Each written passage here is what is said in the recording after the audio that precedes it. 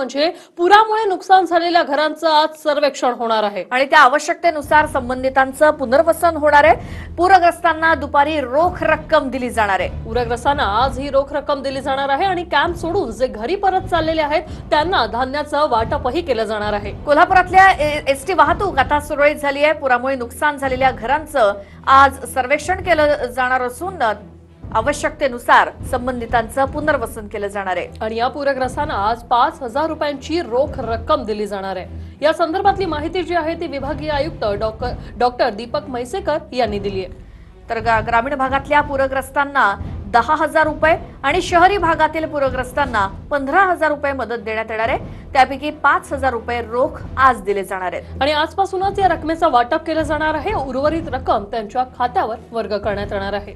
आणि या महापुरामुळे बाधित झालेल्या कुटुंबांकडील पासबुक चेकबुक खराब झाली असल्याचं गृहीत धरून मदत देताना बँकांनी UIDAIच्या माध्यमातून बाधितांना पैसे देण्याच्या सूचना करण्यात आल्या आहेत। याविषयी अपडेट जाणून घेऊया आमचे प्रतिनिधी योगेश बोरसे यांच्याकडून। योगेश, काय सांगाल, आजपासून पूरग्रस्तांना 5,000 रुपये रोख रक्कम दिली जाणार आहे, काय सविस्तर अपडेट या बातमीवर? वृषाली, खरं तर गेल्या काही दिवसांपासून कोल्हापूर शहर आणि जिल्ह्याला महापुराने वेढा घातलेला होता। मात्र आता हे संपूर्ण महापुराची परिस्थिती आहे ती काही प्रमाणात निवळलेली आहे, खरं तर नियंत्रणात आलेली आहे। मात्र अजूनही अनेक ठिकाणी पुराचं पाणी आपल्याला पाहायला मिळते। त्यामुळे प्रशासनाच्या वतीने आज दुपारपासून या पूरग्रस्तांना मदतीचं वाटप केले जाणार आहे।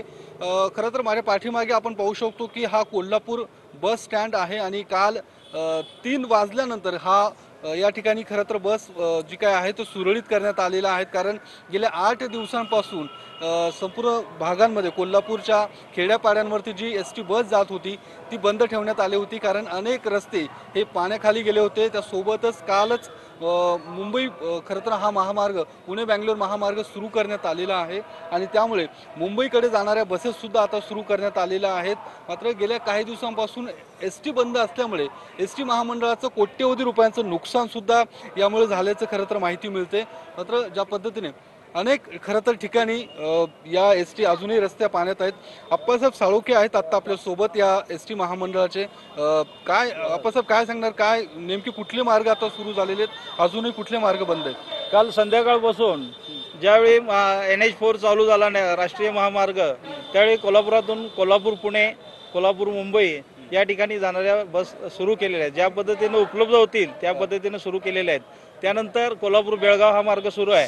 त्यानंतर ज्योतिबा व पन्हाळा हा वाया टोप CA कासारवाडी मार्गे सुरू आहेत गाड्या।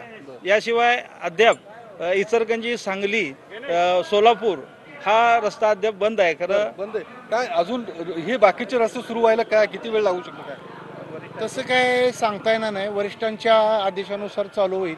अजून बरेचसे मार्ग बंद आहेत, थोडेफार मार्ग चालू आहेत, तिकडे वाहतूक थोडीफार प्रमाणात चालू केलेली आहे। अजून खरं तर अनेक मार्ग हे बंद आहेत, जसं आंबेवाडी आहे, चिखली आहे, करवीर या भागातली या रस्त्यांवरती अद्यापही पाणी आपल्याला पाहायला मिळते। जोपर्यंत या पाण्याचा निचरा होत नाही तोपर्यंत हे रस्ते सुरू होणार नाही आणि अर्थातच त्या भागात एसटी सुद्धा पोहोचू शकणार नाही। अगदी काही प्रमाणात का होईना ही एसटी सेवा जी आहे ती सुरळीत झालेली आहे। धन्यवाद योगेश, तुम्ही दिलेल्या या सविस्तर अपडेटसाठी। आणि महत्त्वाचं म्हणजे वृषाली, आजपासून या पूरग्रस्तांना मदत मिळायला सुरुवात होते आणि जे रोख रकमेचं वाटप आहे ते आजपासून सुरू करण्यात येईल। 5,000 रुपये त्यांना प्राथमिकरित्या आज दिले जातील आणि त्यानंतर पुढची रक्कम त्यांच्या खात्यामध्ये टाकली जाणार आहे।